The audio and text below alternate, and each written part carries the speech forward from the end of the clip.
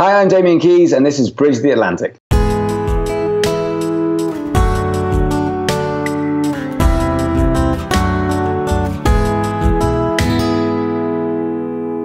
Welcome to Bridge the Atlantic's interviews, where we get to know the people behind and in front of the creative industries. We're your hosts, music web designer Ross Barber-Smith from Scotland, owner of Electric Kiwi, where we create awesome custom websites for bands, artists and musicians. You can follow me on Twitter, Instagram and Facebook as Electric Kiwi. And I'm singer-songwriter and multi-instrumentalist Marcy Novelli from Canada, a man who wears many hats, literally and figuratively. When I'm not releasing music under my own name, I'm producing and mixing records for other artists. Speaking of which, if you'd like me to work on your next song or album, especially if it's acoustic, get in touch. You can follow me on Twitter, Instagram, Facebook, Spotify, and Patreon as my name, Marcio Novelli. We're excited to share that we've made some significant updates to our Patreon page, and we invite you to become an official patron of the show to help things keep going and growing. Perks include early access to content, sponsored ads at the start and end of our shows, as well as your chance to co-host an episode alongside Ross and I. We've also got official BTA shirts available to purchase on our website. There's a link to them in our show notes, so go and get them. And please use the coupon code BTAROCKS to receive 10% off your purchase as our little way of saying thank you. Gracias. And lastly, I recently released a brand new acoustic EP, The Reimagining Volume 1, and you can listen to it everywhere and anywhere that music is available. I encourage you to share it freely with the world, and stay tuned for my second full-length solo album that you can be a part of by visiting my website, marcionovelli.com. Joining us this week out of Brighton, England, is music industry entrepreneur, speaker and all-round music business champion Damien Keys. After founding the British Institute of Modern Music, aka BIM, which is now valued at over £50 million, Damien went on to build and invest in several other businesses, including DK Music Management, DK Music Academy and Warble Entertainment. As a musician, he's also played some impressive shows, including performing at London's Hyde Park to 150,000 people, alongside Eric Clapton, Alanis Morissette, The Who and Bob Dylan. Damien sold his shares to BIMM in 2010 and started DK Music Management, a commercial band management company to help musicians find work after leaving music education. DKMM is now the largest commercial band management company in Europe. Ross? Really? In Europe? This is what Ross doesn't know. In Europe, with over 200 musicians performing weekly. Now Damien is educating and inspiring musicians via his Facebook and YouTube videos with actionable and motivational advice, which is why he's on the show. We're excited to learn more about him and the advice he'd offer to other musicians. So, without further ado, welcome to the show, Damien. How are you doing? That was the best intro I've ever had in my entire life. See, Ross makes the notes and I never review them. That was good research. I took most of it from your website, to be fair. I did add music business champion. I'll take full credit for that. That was good. I might keep that. Yeah, there's a fee. We'll negotiate. We'll figure it out. Well, let's get right into it. Tell us 3 things about yourself that everyone should know. Okay, so 3 things is, the first thing is I failed all my GCSEs when I was a kid, which is in this country is our kind of first entry level exams, sort of in high school, to allow you to go on to go on to do A levels and then go on to university. So I failed all of them, and then I was made by my mum to resit the entire year again. So all my friends went off to college and I had to resit, which took me an entire year, and I failed them all a second time. So at that point, I realized that I wasn't particularly very academic. But at that point, I realized it was okay because I wanted to be a rock star. So I think that's how it started, really.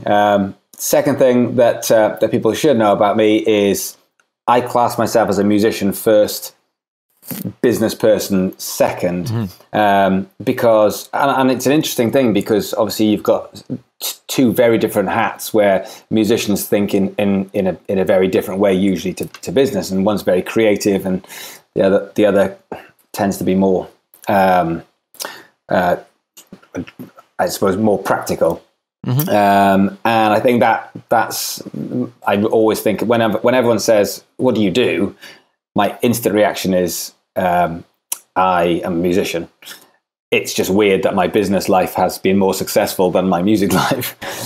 And the third thing is 1 year ago, the only social media platforms that I had was Snapchat. That was it. And the only reason why I had Snapchat was so that I could take pictures of the guys in my band and then doodle on their faces. Usually I draw a dick on their heads, and then I'd send it back to them. and that was about as social media as I got. And I just wasn't into social media until I realized that social media wasn't a thing anymore. It was building businesses. So rather than being you built a business and the way you advertised was you did a little bit of social media, all of a sudden social media was how you built a brand. And the day I realized that, the day I thought, well, if I'm going to spend the next 30 years of my life building more businesses, then I'm going to need to figure this stuff out. And since that day, every single day from when I wake up to when I go to bed is dedicated to just experimenting and learning about social media and using what I've done in business over the last 20 years to try and kind of navigate my way through it as such. That's great. Nice. That was very thorough answers. I was going to say that was great, but without meandering, it was great. It was wonderful. Yeah, I know. I mean, you think that you do speaking as part of your life or something. We can learn something from him, Ross. Yes, I think I'm taking notes, mental notes. Did you do that on purpose just to screw with me, Ross? The Europe. In the Europe. No comment. Oh. It is the Europe. The Europe. So Damien, I kind of want to jump back to your BIM days a little bit. So as someone who's been heavily involved in music education as well as being a musician yourself, I'd love to get some thoughts on how valuable education can be to crafting a career in today's music industry. And maybe it's a different kind of education to what it was 10 years ago, but I'd like to hear you talk about that, please. I think music education is a really funny one. And education in general is going through a real period of time at the moment, because I think as we go through school and we have all these kind of rules put upon us, and then we figure out what we're good at and what we're not good at. We figure out how we learn. Some people learn in a doing way. Some people are told. Some people read. Everyone's got different skill sets, and everyone's got different ways that they actually either take in or retain information. For me personally, the school system let me down completely, because the way that I learned compared to the way that they tried to teach me just was a complete non-fit. So they would say, you need to read the book, remember the stuff, I'll ask you questions, and you can tell me the answers. Which is pretty much regurgitation. Exactly, regurgitation. Yeah. My brain just wouldn't sort of hold the information, and therefore I failed. And then there wasn't a second option. There wasn't a way of saying, well, do you know what, in that case, let's try a second way. Because at that point you're deemed as you can't progress on to the next level unless you go to sort of further education, which is slight, the next option. So it is a funny time for education, and I think when it comes to music education, we are now in the noisiest time that's ever been. So when I started in music education, it was in 1997. And it was a very different time in the UK. There was a couple of smaller schools, and then there was one big school that came along, which I was a part of, called the ACM, which grew, and then that became that was the school. That was where everybody went in this country, pretty much. And then after that, now every college course has got a degree or an MA. It's got BTECs, it's got HND, it's got different sort of course qualifications that you can do. People come from all over the world to study music, and every town and every city has got its own version of that. So people don't have to travel from, I'm from Swansea in Wales. There was no music industry in Swansea in Wales, so the only option was to get to London, or as close to London as I could get. And so the thing with music industry for me is it's all about inspiration and being around sort of people that can actually help guide you, because the reality is you can learn so much from YouTube nowadays. So if you are going to spend that much time and that much energy on going to music education, then it has to be for the right reasons. And there's far too many people who don't do it for the right reasons, and therefore they fall out the other side with a qualification which means nothing, because you've got a degree in music. Whoopie-doo, everyone's got a degree. Yeah. I mean, I get 10 CVs a day, and everyone's got a degree. I don't even know who's got a degree with all the guys in my office. I've got no idea. I don't care, because what I'm after is, what are they like as a person? What experience have they got? Sort of how do I know them? Who have they come through? And so if you go into music education thinking, I'm going to achieve this, and this is my time frame to do it, and I need to learn how to do it and put things into practice in that time, then I think it can be a very valuable tool. But if not, it can be a very expensive way of just partying. usually for a lot of people on their parents' dime. Yeah, absolutely. Well, we're just going to assume here that you probably get hundreds of messages from musicians every day. A day, yeah. Have you noticed a common theme or thread that kind of runs through all of them? And if there is, we want to help you out here. We want to help you not receive as many messages. So if you want to bust a myth or kind of solve a problem right here for us right now, and hopefully help some people out there, let's do it. Yes. 100%, 100%. The myth is that there is some kind of permission to enter the music industry. And so for me, I have this theory, which is, well, it's not a theory. I have this thing, which is we are from when we are brought into this world all the way through, there are just rules. And they start off with rules to stop us hurting ourselves. And then we go into school, and that school is then you're given rules so that you fall into line, so that you understand that when you're told to do something, you do it. So then you can get a job, and then you can survive and not die. And that's fine. Except what happens is we are then programmed into these rules. So we have to be told what to do almost in order to do it. And so a couple of years ago with social media, what happened was it broke. In fact, it didn't break the rules. There was this thing of like social media, you can break the rules. And I think that now in 2017, it's not a case of breaking the rules. I think the rules have just gone. I don't think there are rules. So, those rules, for example, that you need to be asked to enter the music industry, that you have to go and find a music industry person, and that music industry person at a record label will actually see you and then say, yes, you have my permission. We are going to sign you. We're going to give you the money. We're going to actually put your record out into the world. Is still this biggest myth that people need to have the music industry find and discover them. Otherwise, it's not feasible to do it themselves.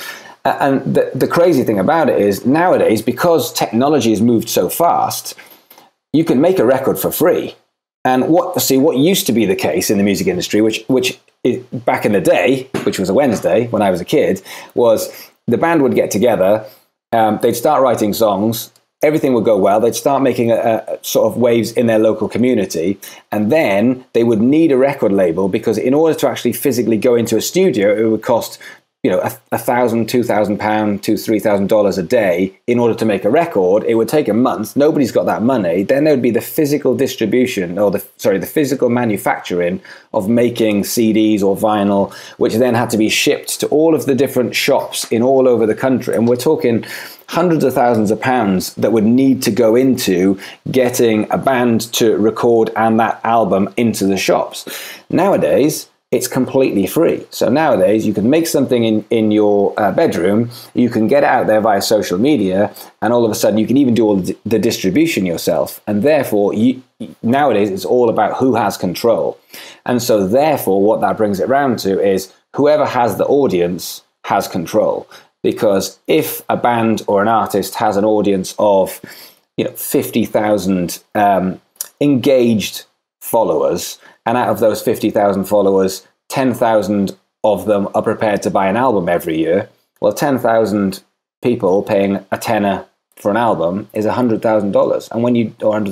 And when you don't have all of those crazy outgoings that you once did, you can actually see it as a business model as opposed to a hobby. Should you want to go down that road? So the biggest myth is that the music industry is guarded by these record labels, and you need this kind of permission to enter. You need to be signed because they're the ones who are going to actually put your music out there, and that's the biggest myth. You are a serial entrepreneur, I would say, with many music businesses under your belt. Thanks very much. As well as being a musician and manager and all this kind of stuff. How do you balance everything? And is there something that bands who are maybe also balancing multiple projects could learn from you when it comes to time management or growing a team? Because that's something that I've watched you do kind of since I've kind of first met you online maybe 6 months ago or so. I've noticed that you're constantly growing your team, and you're doing a lot more than you were, at least that I can see. Anything that we can learn from you? So I would say, weirdly enough, definitely think there is. I think the irony is I'm terrible at time management, and I'm not particularly very organized or tidy. And therefore, because I recognize that, I make sure I surround myself with people that can help me with doing the things that I want to achieve. So I think the two biggest things for me on how I feel like of what drives the success is, number one is trust. So I don't micromanage anybody. So I want anyone who works for me, I want them to be able to take control of something and take the responsibility rather than the job, because that way I can leave them to it. And I've got no problem with someone making a mistake ever, as long as they don't make that mistake again and again and again, as long as they're learning from the mistakes. Because that way I can say, right, your responsibility is this, off you go. And it's a little bit of a jump in the deep end, but it just means that over a period of time, I don't even have to think about that, and I can work on prioritizing the most important things. And that was a piece of information that when I started at ACM, I started teaching at this music college when I was 19. And I remember the guy who owned the college just said, look, if I can give you one bit of advice, it is only spend time on the most important things. Anything you can delegate. Anything that you have to do. If you don't have to do it, don't do it. Do something more important, which I've always stuck to, and I think it's amazing. So the first thing is trust. There's nobody in my entire team that I do not trust to engage with people, to talk with people, to make decisions. Because if they do make a mistake, we can sit down and say, this is probably what I would have done. We've learned from it. And that's why guys run the business so much better than I do, because they've got different skill sets, probably better skill sets in every way of managing. And then the other bit of advice is, I think I'm very patient with this. So I'll go all in. I'll put everything into, like this project, for example. I can see that how this will pay off. Like all the social media stuff that I do. I mean, I don't get paid a penny for any of it. It costs me a lot of money to do it, but I'm thinking eventually it will, because once I've got an audience of 1 million people, for example, if I said, oh, by the way, guys, I've got a book, or I'm putting on an event, who fancies coming down, it's £10 a ticket, then all of a sudden that's long term is where the money's at. And because of that, I'm not worried about putting any money that I've got, any spare money that I've got, into a project, because I really believe that if I don't believe in a project, then why should you believe in the project? And I have a rule which is the 1% rule. And the 1% rule is, every single day, if I'm working on something, if I can just make it 1% better, I'm not trying to jump, I'm not trying to hurdle to actually get 1 million likes or 1 million subscribers. All I'm trying to do is one baby step at a time. And if a decision I can make can improve something by 1% every day, then in 3 months is 100% better. And in a year, it's 365% better than it once was. And over a period of time, it's those tiny increases which make a huge difference. While I think a lot of people will be trying to make big jumps and therefore standing still, if that makes sense. That was such a loaded answer in such a wonderful way. No, seriously, that is I think we all need that reminder. Again, as an artist and as a podcaster, you know, we really need that reminder, because we can get stuck with, you know, we hate talking about, but finances can be a paralyzing thing sometimes, you know, or even just where to put your time, you know, but it's that reminder of, if we don't believe in what we're doing more than anyone else, how can we possibly, you know, tell anyone else, hey, come join this thing that I only semi believe in. I'm not willing to put everything into. So, I don't know about you, Ross, that really hit home for me. Sorry, I muted myself so no one could hear me speak. Just the way I the 1% rule really spoke to me, because I think, like so many of us focus on the big kind of increases, but really, you're right. It's like those small things all add up. It's like every penny counts, you know? Yeah. It all totally adds up. So thank you for that. Are you ready for 20 questions? I think I am. I'm gonna give it a go. All right. So I just have to be as quick as possible. Absolutely. I think you'll be the fastest. Coffee or tea? Tea. Meat or veggies? Veggies. Twitter or Facebook? Ooh, Facebook. Indie or major? Indie. Game of Thrones or The Walking Dead? Walking Dead. Brighton or Swansea? Brighton. Education or experience? Experience. Marvel or DC? Marvel. My kid will kill me for that. Paramore or Fall Out Boy? Paramore. Oh. Instagram or Snapchat? Instagram at the moment. Yoga or yogurt? Yoga. talent or attitude? Attitude, 100%. Batman or Superman? Batman. Biffy Clyro or Muse? Biffy Clyro. Love Biffy Clyro. Aerosmith or AC/DC? Oh, AC/DC. Do you think he's going to be as nervous about the next one? I don't know. But I mean, Damien, this could potentially, guide the rest of our future together. This is the make or break. This is one of the make or breaks, yeah. So you probably know what's coming. So it's Michael Jackson or Michael Bolton. Oh, Michael Jackson.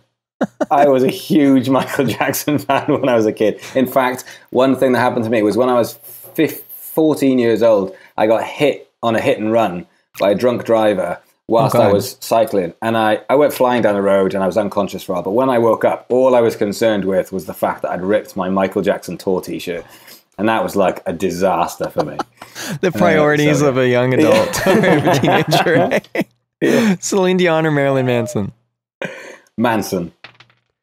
Whale or kale? Ooh, whale. Bette Midler or the Riddler? Because they rhyme. Oh, the Riddler. I'm actually very nervous for this one. Marcio, don't be nervous. Okay. Don't be nervous. I'll play it cool. I'm not really nervous. It's all good. No. It's all good. I'm never nervous. I'm never. No. Oh. You've adopted some kind of like You see white that? rapper kind of thing going on here. Don't know if I like it. We'll talk about this later. So your final question, Damien, is Ross or Marcio? Rossio. Oh, you didn't know what I said. Rossio. He knows I think the you mix secret. us together. He knows and the secret. He knows the You've seen secret. enough of these. You know how this You works. know that we praise those that actually don't choose. Yeah. So, Yeah. No, I'm all for the Rossio. one of the main areas you focus on when you consult with bands is social media, like we've already talked about. Can you just offer a very quick piece of solid, actionable advice for artists on using and growing their platforms? Absolutely, yeah. So the big thing I would say is, number one, decide what you want to get out of your social media, but don't go onto all social media platforms because they're there, which is what I see quite a lot with bands. Because something is there, it doesn't mean that you have to use it.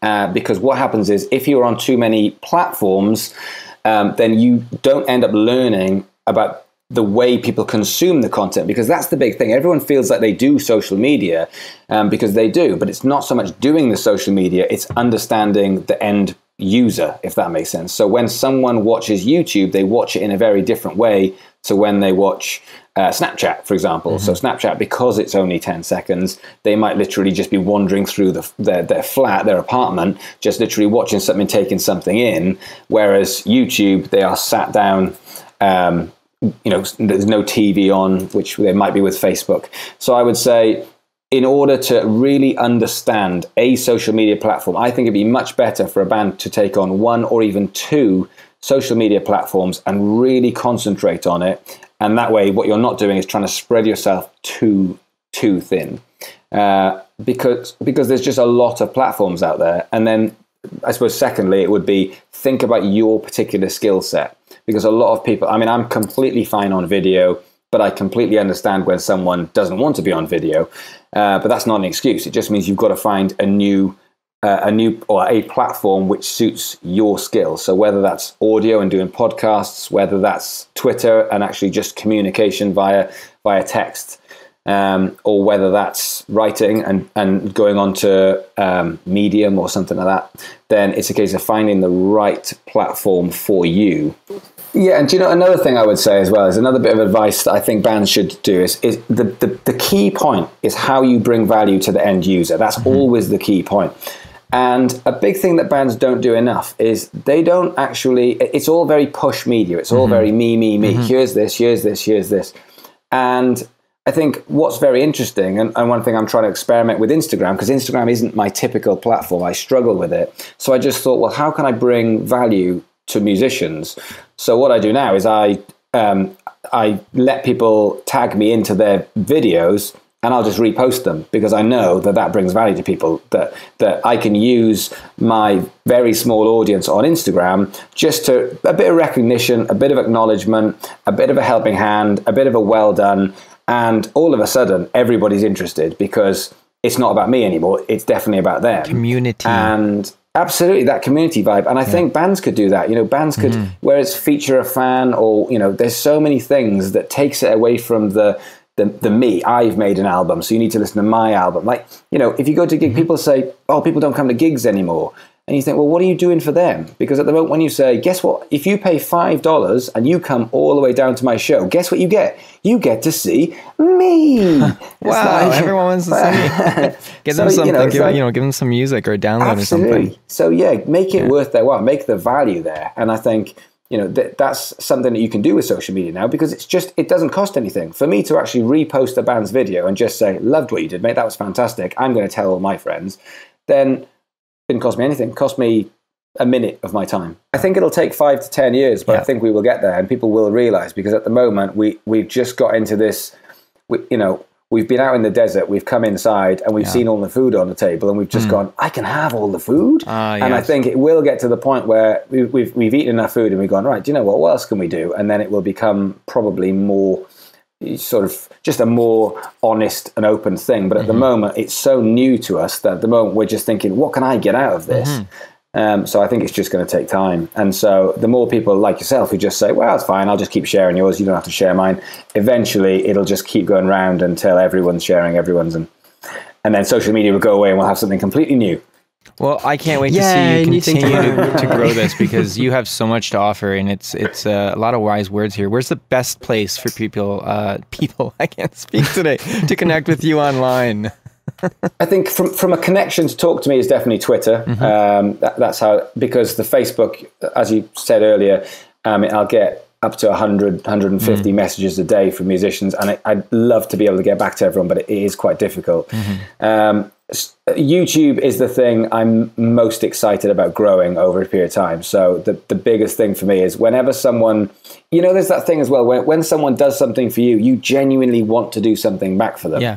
And so when someone likes my Facebook, I'm like, oh, fantastic, thank you very much. But when someone subscribes to my YouTube, I'm like, what can I do for you? That's amazing. It feels like a really expensive thing that they've done for me. So I think that it's how I bring value, and how then people can bring value to me in order for me to want to get involved as much as possible. And I think subscribing on YouTube is a really big deal.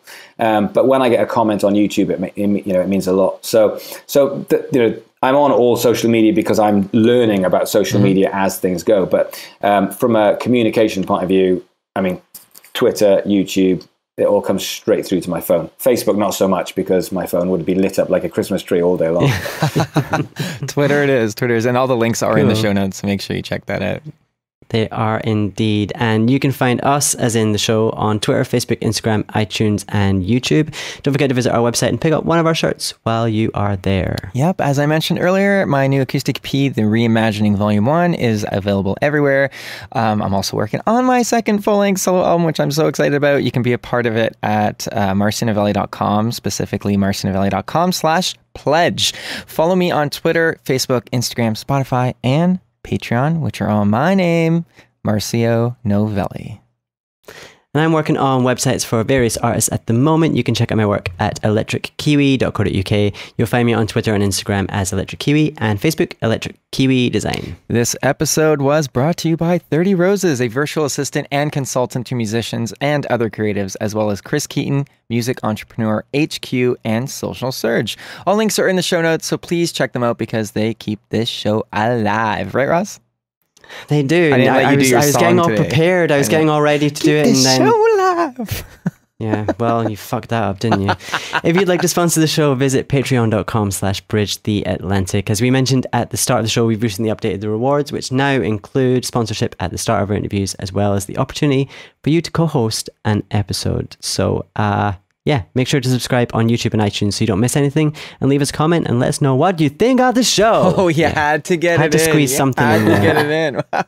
Damien, thank you so much for coming on the show today and sharing a bit of your knowledge. Love to. Do you know, it's been brilliant. I love doing stuff like this. It's stuff like this which just makes it the fun. You know, for me, I like people and I like talking to people. This is like... Well, we like listening to you, so... Thanks. Win-win. It's just win-win for everyone. Here we go. Come back again soon, okay?